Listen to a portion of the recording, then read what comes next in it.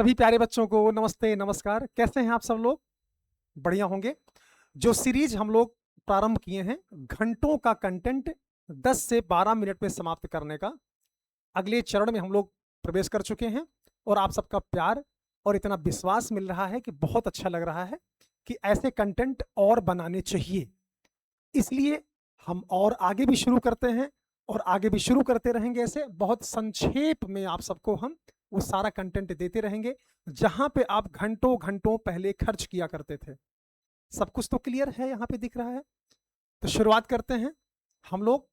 तो शुरुआत करते हैं आज हम लोग तुगलक वंश की शुरुआत करते हैं। आज हम लोग तुगलक वंश की शुरुआत करते हैं।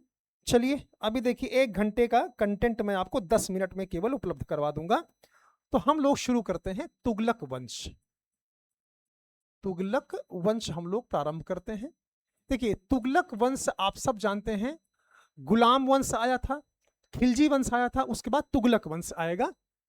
तुगलक वंश का जो समय है वो आप सब जानते हैं कि 1320 से 1414 है। एक बात याद रखना, ये टोटल निकालते हैं हम तो 94 वर्ष का समय निकल करके आता है। दिल्ली सल्तनत में सबसे ज्यादा समय तक शासन करने वाला वंश दिल्ली सल्तनत में सबसे ज्यादा समय तक, सबसे लंबे समय तक, है ना, सबसे लंबे समय तक शासन करने वाला वंश क्या होगा? सबसे लंबे समय तक शासन करने वाला वंश कौन सा होगा? तुगलक वंश होगा। 94 वर्ष तक इन्होंने शासन किया था। फिर आप देखेंगे इनका जो पहला शासक आता है वो आता है गयासुद्दीन तुगलक ने इस वंश की स्थापना की। गयासुद्दीन तुगलक ने इस वंश की स्थापना की। तुगलक ने इस वंश की क्या की? स्थापना की। गयासुद्दीन तुगलक को गाजी मलिक कहा जाता था।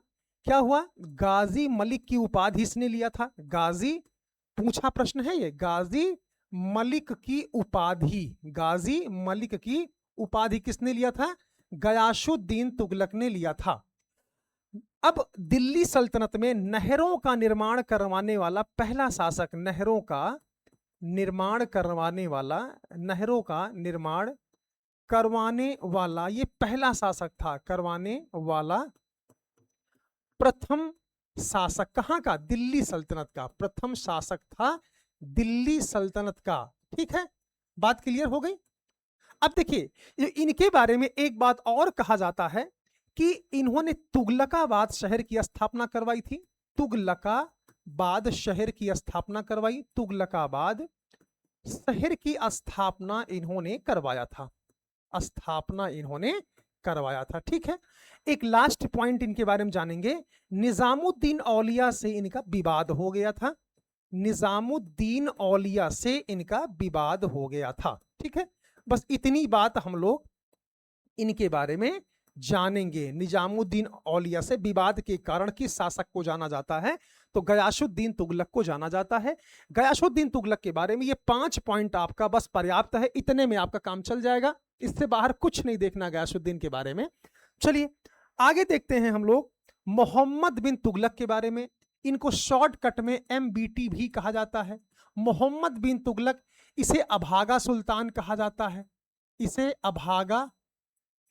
अभागा सुल्तान कहा जाता है। अभागा सुल्तान इसलिए कहा जाता है कि इन्होंने जो भी निर्णय लिया वो सब उल्टा हो गया। जो अच्छा करते थे तो बुरा हो जाता था।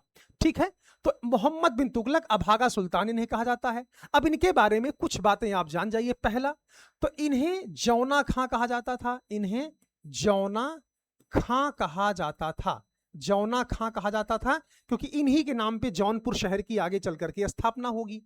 इन्होंने टैक्स की वृद्धि कर दी थी। इन्होंने क्या किया था? इन्होंने टैक्स में क्या किया था? वृद्धि कर दिया था। टैक्स वृद्धि के लिए भी जाने जाते हैं। तीसरा पॉइंट देखेंगे, इन्होंने क्या किया था? इन्होंने राजधानी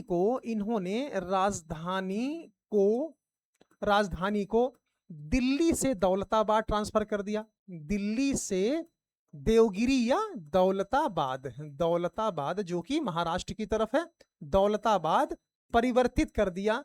और शायद इनके शासनकाल का सबसे ये विवादित फैसला रहा है। दौलताबाद बहुत दूर था और अपने लोगों को बोला कि भाई पैदल चलते रहो आप लोग, ठीक है।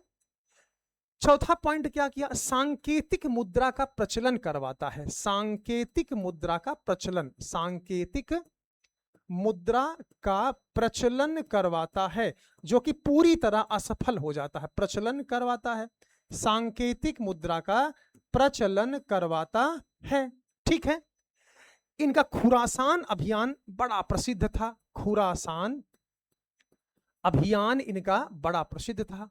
खुरासान अभियान करता है, खुरासान अभियान करता है। खुरासान के साथ साथ एक अभियान था कराचिल का अभियान। पूछता है कराचिल का अभियान किसने किया था? कराचिल का अभियान भी इनका बड़ा प्रसिद्ध है भाई।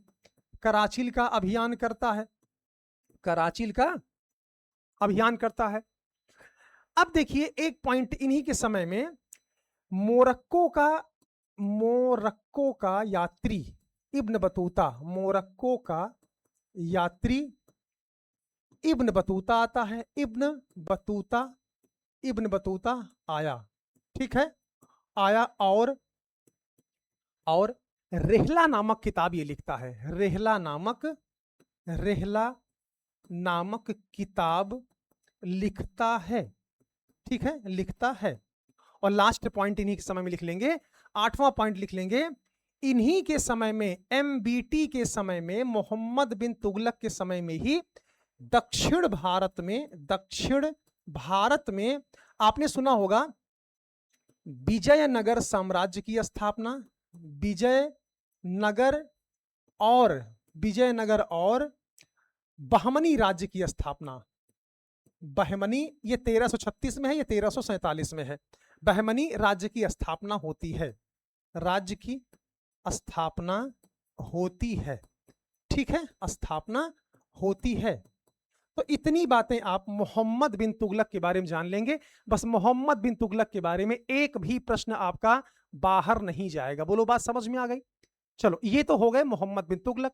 अब हम देखेंगे फिरोज शाह तुगलक। अब हम देखेंगे फिरोज शाह तुगलक। फिरोज शाह, ठीक है, फिरोज शाह तुगलक के बारे में देखेंगे। अब देखिएगा फिरोज शाह तुगलक आते ही पहला काम क्या करता है? पहला, इन्होंने जौनपुर शहर की स्थापना करवाई। जौनपुर शहर की स्थापना, जौनपुर शहर की स्थापना ये करवाता है। हालांकि और भी शहर की स्थापना करवाता है, लेकिन जौनपुर शहर की स्थापना करवाता है, जिसे पूरब का सिराज भी कहा जाता है, ठीक है। दूसरा पॉइंट, नहरों के निर्माण के लिए जाना जाता है। नहरों का निर्माण अंधाधुंध करवाया। नहरों का निर्माण, इसका सबसे अच्छा काम क्या था? नहरों का निर्माण। ये क्या करता है? ये मतलब जो गरीब मुस्लिम महिलाएं थी उनकी सहायता के लिए दीवाने खैरात की स्थापना करवाता है। दीवाने खैरात की स्थापना, दीवाने खैरात की स्थापना करवाता है। दीवाने खैरात की स्थापना करवाता है। दारुल सफा की स्थापना करवाता है। दारुल सफा की स्थापना करवाता है। दारुल सफा की स्थापना करवाता है। देखो ये दारुल सफा क्या हुआ करता था? ये अस्पताल हुआ करता था, ये हॉस्पिटल था, ठीक है, ये अस्पताल था। और ये सहायता के लिए, सहायता के लिए ये एक अलग विभाग हुआ करता था। इन्होंने ब्राह्मणों के ऊपर जजिया कर लगाया। पहली बार ब्राह्मणों पर जजिया कर, ब्राह्मणों पर क्या लगाया? जजिया कर लगा दिया। जजिया कर लगाया। बात समझ में आ रही है? अब देखिएगा, तो ये जो ये फिरोज शाह तुगलक था, ये थोड़ा सा कट्टर था, ज्यादा नहीं, बस थोड़ा सा। अब देखो लास्ट पॉइंट जो हम लोग मतलब तुगलक वंश के बारे में पढ़ेंगे, बस इतना हो गया, इतना पर्याप्त है, इसमें बाहर इनके समय में नहीं आएगा। अंतिम शासक हम लोग लिख लेते हैं। अंतिम शासक कौन होता है? अंतिम, देखो इसका पॉइंट अलग कर लेते हैं, इसका पॉइंट हम लोग अलग कर लेते हैं, ठीक है। अंतिम शासक तुगलक वंश का अंतिम शासक कौन होता है? तुगलक वंश का अंतिम शासक। ठीक है, बस एक लाइन में लिख लेंगे, इनका नाम था नसीरुद्दीन महमूद। नसीरुद्दीन महमूद ये अंतिम शासक हो जाएंगे। नसीरुद्दीन महमूद, नसीरुद्दीन महमूद ये अंतिम शासक हो जाएंगे। महमूद अंतिम शासक, ठीक है, अंतिम शासक हो गए। ठीक है, और इन्हीं के समय में 1398 में तैमूर लंग का आक्रमण होगा। तैमूर लंग का आक्रमण होता है। तैमूर लंग के आक्रमण के बाद धीरे धीरे धीरे धीरे धीरे धीरे मुगल धीरे धीरे तुगलक साम्राज्य ढह जाता है, समाप्त हो जाता है। और इसी के समझ लो इसी के ऊपर खिज्र खां के द्वारा सैयद वंश की स्थापना कर दी जाती है। तो इस तरह आपने देखा बहुत संक्षेप में तुगलक वंश को हम लोगों ने बहुत संक्षेप में पढ़ लिया। अब ऐसे ही वीडियो पाने के लिए आप सब लोग सब्सक्राइब जरूर कर लो, क्लास को लाइक कर दिया करो, शेयर कर दिया करो। जो भी आपके कर्तव्य हैं वो आप निभाया करो, और जो हमारे कर्तव्य हैं मैं वो निभा रहा हूं। ऐसे ही वीडियो करंट अफेयर्स की भी रहेंगी, बहुत छोटे में और बहुत गागर में सागर भरने वाला रहेगा। ठीक है, तो चलिए आज के लिए बस इतना ही, फिर मिलेंगे हम लोग अगली क्लास में। तब तक आप सब बाय।